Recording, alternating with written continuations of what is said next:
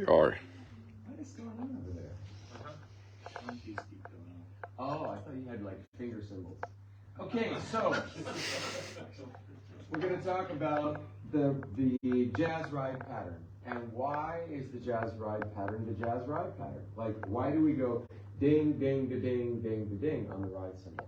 It's very strange why that pattern. So we can trace that back historically to the beginning of jazz.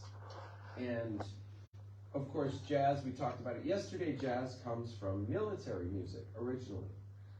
African Americans taking military music and interpreting it in a different way rhythmically. So, of course, military music we can think about, and I have two different sticks. I don't even know why. I have an 8D and a 5A, so a little crazy. You know, you have military roles, right?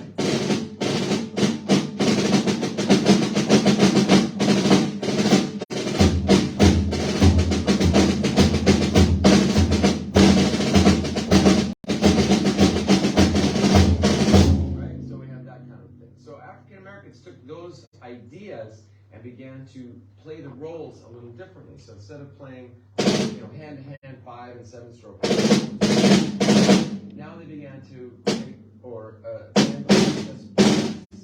going to work on this in a little bit. So now we play quarter notes here, and then 2 and 4 is a press roll.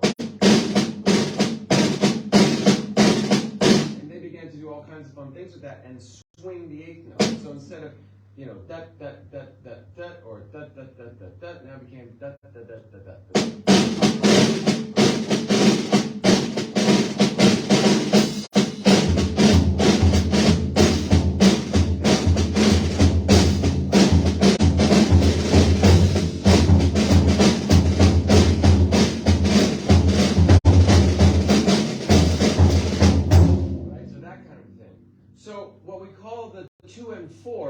We call that the afterbeat, right? Remember we were talking about strong beats and weak beats, down beats and off beats. So if we're thinking about 1, 2, 3, 4, 1 and 3, we could think of as strong beats, 2 and 4 as weak beats. So they began to lay into the weak beat. So then, when the drum set first came to be, you had smaller cymbals. And let's say this is just a hanging cymbal by itself. They would use what's called choke and release. So put this stick under here, and so that they would here, I'll just demonstrate like this. So here's a cymbal hanging.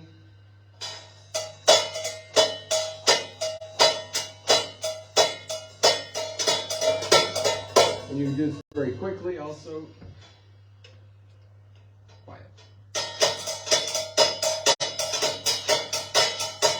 So with your bass drum.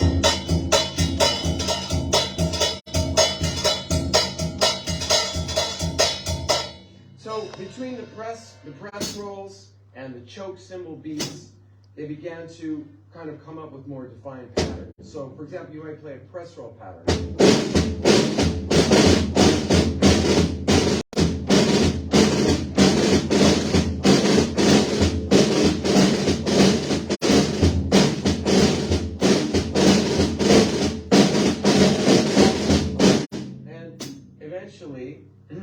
With this choke cymbal idea,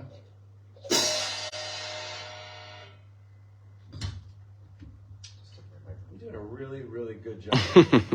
We had a late night last night, so we're trying to get our act together. I'm trying to get my act together. So,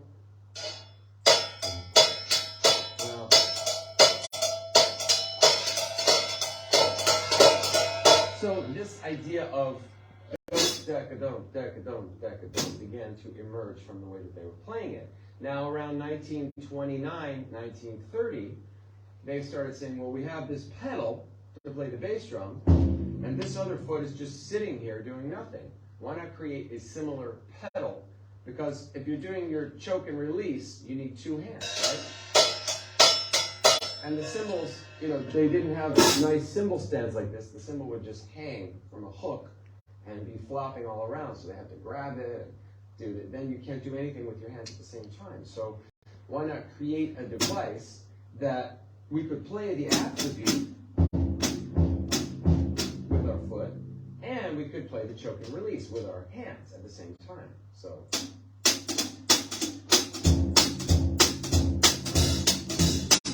Open. So if I'm playing the afterbeat, right? So that's how this jazz pattern, jazz ride pattern emerged. And what's amazing is 1929, 1930 is the first time you really hear a hi-hat on record being played as a hi-hat, and they're already playing on it. That pattern was already established. Okay? So that's kind of the history of the jazz ride pattern. And over time, in 1929-30, when they had these, there was no ride cymbal yet. The ride cymbal didn't come until the end of the 1930s and really the 1940s with bebop. So they moved the pattern here. Still playing the afterbeat here. So you still have the march beat. Yes.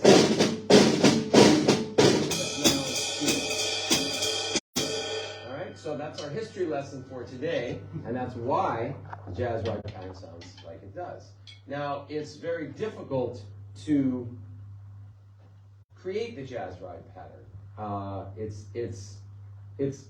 To learn how to do it is difficult. And why? Because we still need, if we think of our throw-up exercise,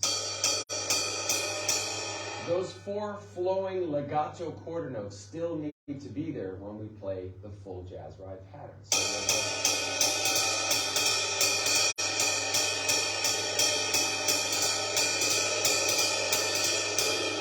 Okay, so that's what we're going to work on right now, is how do we develop a jazz ride pattern that still has the beautiful legato flow of the American pulse, of the throw-up exercise. All right?